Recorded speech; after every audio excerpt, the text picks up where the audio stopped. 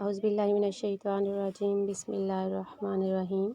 السلام علیکم ورحمۃ اللہ وبرکاتہ۔ کیسی ہیں طالبات؟ میں امید کرتی ہوں کہ اللہ تعالیٰ کے فضل و کرم سے آپ سب خیریت سے ہوں گی۔ آپ سب کو سال چہارم میں یعنی 4th ایئر میں میری طرف سے اہلا و سہلا، موسٹ ویلکم۔ تو طالبات، جیسا کہ آپ سب جانتی ہیں، کرونا وائرس کی وجہ سے آپ کی آن لائن کلاسز کا جو ہے وہ کالج کی طرف سے انعقاد کیا گیا ہے تاکہ آپ کی تعلیمی کمی کو جو ایک گیپ آ گیا ہے اس کو پورا کیا جا سکے۔ تو امید ہے کہ آپ اس کاوش سے بھرپور استفادہ اٹھائیں گی۔ تو طالبات، جن اسٹوڈنٹس کا یہ سبجیکٹ ہے عربک آپشنل، انہوں نے اس کے لیے جو بک پرچیز کرنی ہے اس کا نام اللسان العربی آپ دیکھ رہے ہیں۔ کوڈ نمبر اس کا 110 ہے۔ علامہ اقبال اوپن یونیورسٹی کی یہ بک ہے۔ تو جن اسٹوڈنٹس کا یہ سبجیکٹ ہے کائنڈلی وہ یہ بک جو ہے وہ پرچیز کر لیں تاکہ آپ اپنے تعلیمی سلسلے کو جو ہے وہ جاری رکھ سکیں۔ آج ہم اس کا فرسٹ چیپٹر جو ہے اس کا کچھ حصہ پڑھیں گے۔ تو آتے ہیں اپنے لیسن کی طرف۔ الدرس الاول، پہلا سبق۔ یہ آپ کا جو سبق ہے یہ بیسیکلی طور پر جو ہے وہ کلمات، اسماء اشارات، اسم فعل اور حرف کے بارے میں ہے۔ یعنی اس میں ہم اسم فعل اور حرف پڑھیں گے اور اسماء اشارات پڑھیں گے۔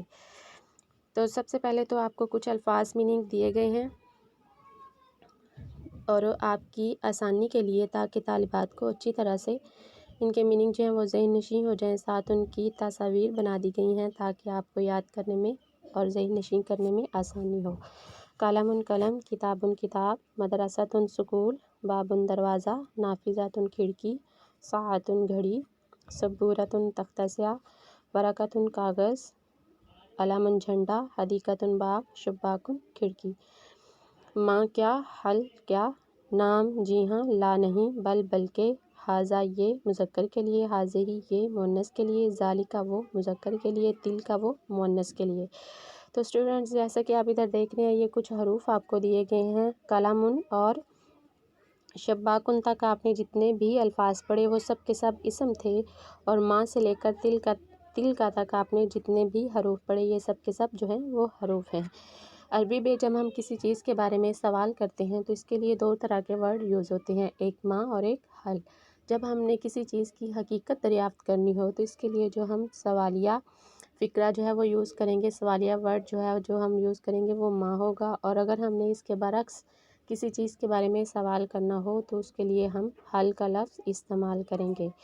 یعنی اگر ہم نے یہ اوپر آپ ایک ورڈ دیکھ رہے ہیں علم ہے، اگر کوئی ہم سے سوال کرتا ہے کہ ما ھذا، ہمارے ہاتھ میں جھنڈا ہے، کوئی سوال کرنے والا ہم سے سوال کرتا ہے کہ ما ھذا، وہ اس چیز کی حقیقت دریافت کر رہا ہے کہ آپ کے ہاتھ میں کیا چیز ہے، تو ہم نے اپنے ہاتھ میں جو چیز ہے اس کا جواب اسے دینا ہے کہ ھذا علم، یہ جھنڈا ہے۔ اور اگر ہمارے ہاتھ میں جھنڈا ہے اور سوال کرنے والا ہم سے یہ سوال کر رہا ہے حل ھذا علم، کیا یہ جھنڈا ہے، تو اگر تو ہم نے اپنا جواب جو ہے وہ مثبت میں دینا ہے تو ہم بولیں گے نعم ھذا علم، جی ہاں یہ جھنڈا ہے، اور اگر ہم نے اپنا جواب جو ہے وہ نفی میں دینا ہے تو ہم بولیں گے لا ھذا علم، نہیں یہ جھنڈا نہیں ہے۔ یعنی اگر کسی چیز کی حقیقت دریافت کرنی ہے تو پھر ہم نے ماں کے ساتھ سوال کرنا ہے، اور اس کے برعکس اگر ہمیں چیز کی حقیقت معلوم ہے لیکن ہم اس کو کنفرم کرنا چاہتے ہیں تو اس کے لیے ہم نے جو سوالیہ فقرہ جو بنانا ہے وہ ہم نے حل کے ساتھ بنانا ہے۔ اور ایک بات اور آپ نے یاد رکھنی ہے کہ ماں کے ساتھ اگر کوئی سوال ہو تو اس کے جواب میں ہم نام اور لا نہیں کہہ سکتے، جبکہ حل کے ساتھ جو سوال ہو اس کے جواب میں ہم نام اور لا کہہ سکتے ہیں۔ بل جو ہے یہ بھی جواب دینے کے لیے استعمال ہوتا ہے، یعنی اگر ہم سے کسی نے سوال کیا حل ھذا علم، کیا یہ جھنڈا ہے، اور ہم اسے بتانا چاہتے ہیں کہ یہ جھنڈا نہیں ہے بلکہ یہ قلم ہے، تو ہم بولیں گے لا ھذا علم، نہیں یہ جھنڈا نہیں ہے، بل بلکہ ھذا قلم، بلکہ یہ قلم ہے۔ یعنی جو بل سے پہلے والا جملہ ہے اس کی ہم نفی کر دیں گے اور جو بل کے بعد والا جملہ ہے اس کو ہم ثابت کریں گے۔ یعنی بل اسی لیے استعمال ہوتا ہے کہ اپنے سے پہلے والے جملے کی یہ نفی کر دیتا ہے اور اپنے سے بعد والے جملے کو یہ ثابت کرتا ہے۔ اسی طرح ھذا اور ھذہ، ذالک اور تلک یہ اسماء اشارات ہیں، یعنی ایسا اسم جس سے کسی چیز کی طرف اشارہ کیا جائے اسے اسم اشارہ کہتے ہیں۔ اسم اشارہ کی دو قسمیں ہیں، اسم اشارہ بعید اور اسم اشارہ قریب۔ اسم اشارہ قریب کے لیے دو طرح کے ورڈ جو ہیں وہ یوز ہوتے ہیں، ھذا اور ھذہ۔ اگر تو اس میں اشارہ قریب ہے، وہ مذکر کے لیے ہے، تو ہم اس کے لیے ھذا کا ورڈ یوز کریں گے، اگر وہ مؤنث کے لیے ہے تو ہم اس کے لیے ھذہ کا ورڈ یوز کریں گے۔ فار ایگزامپل، اگر ہم نے کہنا ہے کہ یہ جھنڈا ہے، تو علم چونکہ جو ہے وہ مذکر ہے۔ اب آپ نے پہلے تو یہ یاد رکھنا ہے کہ عربی میں مذکر اور مؤنث کی پہچان کیا ہے۔ ہر وہ لفظ جس کے آخر میں گول تا آتی ہے وہ مؤنث ہے، چاہے اردو زبان میں اس کا جو ہم معنی لیتے ہیں وہ مذکر میں ہی لیتے ہوں، لیکن عربی میں اس کو مؤنث مانا جائے گا۔ جیسے آپ نے اوپر یہ آپ دیکھ رہے ہیں کہ حدیقۃ لکھا ہوا ہے، حدیقۃ کا مطلب باغ ہے۔ باغ کا اگر ہم اردو میں معنی لیں تو یہ مذکر بنتا ہے، جبکہ عربی میں یہ ایسا نہیں ہے کیونکہ اس کے آخر میں گول تا ہے۔ اگر ہم نے اس کا کوئی جملہ بنانا ہے تو ہم ھذہ ہی اس کے ساتھ لگائیں گے، چونکہ مؤنث کے لیے ھذہ یا تلک کا ورڈ جو ہے وہ یوز ہوتا ہے۔ ہم اسی کو مثال میں لیتے ہیں، یعنی اگر ہم نے یہ کہنا ہے کہ یہ باغ ہے تو ہم اس کے ساتھ لگائیں گے ھذہ حدیقۃ، یہ باغ ہے۔ اور اگر ہم نے یہ کہنا ہے کہ وہ باغ ہے تو ہم اس کے ساتھ لگائیں گے تلک حدیقۃ، وہ باغ ہے۔ اس کے برعکس علم ہے، اس کے آخر میں چونکہ گول تا نہیں ہے تو یہ مذکر کا لفظ ہے۔ اب ہم نے اگر اس کا اس میں اشارہ قریب میں استعمال کرنا ہے تو ہم لکھیں گے ھذا علم، یہ جھنڈا ہے، اور اگر ہم نے دور کا جو اس میں اشارہ ہے وہ استعمال کرنا ہے تو پھر ہم لکھیں گے ذالک علم، وہ جھنڈا ہے۔ یعنی مذکر کے لیے ھذا قریب کے لیے اور ذالک بعید کے لیے، اسی طرح مؤنث میں ھذہ قریب کے لیے اور تلک بعید کے لیے۔ آگے ہیں اشارات۔ اجزائے کلام جو ہیں وہ صرف 3 ہیں، یعنی جو بھی ہم کلام کرتے ہیں وہ 3 چیزوں پر مشتمل ہوتا ہے۔ اس میں کچھ حرف ہوتے ہیں، کچھ اسم ہوتے ہیں اور کچھ ورب یعنی فعل ہوتے ہیں۔ جو اجزائے کلام ہیں یعنی جن سے کلام بنتا ہے وہ 3 چیزیں ہیں۔ کون کون سی ہیں؟ اسم، فعل اور حرف۔ اب ہم نے ان کی الگ الگ سے ڈیفینیشن یاد رکھنی ہے۔ نمبر 1، بامعنی لفظ جس میں زمانہ نہ پایا جائے اسم کہلاتا ہے، یعنی ایسا لفظ جو اپنا معنی تو خود بتا رہا ہو لیکن اس میں کوئی بھی زمانہ نہ پایا جا رہا ہو، ماضی، حال اور مستقبل کا اس میں کوئی بھی زمانہ نہ پایا جا رہا ہو۔ مثلاً خالد ایک آدمی کا نام ہے، علم جھنڈا، کتاب کتاب، یعنی یہ اپنے معنی تو بتا رہے ہیں لیکن ان میں کوئی بھی زمانہ نہیں پایا جا رہا۔ اسی طرح فعل کی تعریف ہے، بامعنی لفظ جس میں زمانہ پایا جائے، یعنی وہ اپنا معنی بھی خود بتا رہا ہو اور اس میں زمانہ بھی پایا جا رہا ہو۔ مثلاً قالا، اس نے کہا، یہ ماضی کا فعل ہے یعنی ماضی کا صیغہ ہے، اس میں بات جو ہے وہ ہو چکی ہے، اس نے کہا یعنی ماضی میں وہ کہہ چکا ہے۔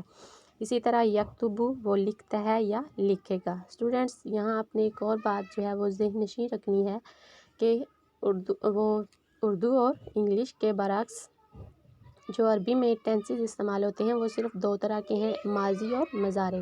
ماضی میں جو ہے وہ گزرا ہوا زمانہ پایا جائے گا اور مضارع جو ہے وہ حال اور مستقبل دونوں پر مشتمل ہوتا ہے۔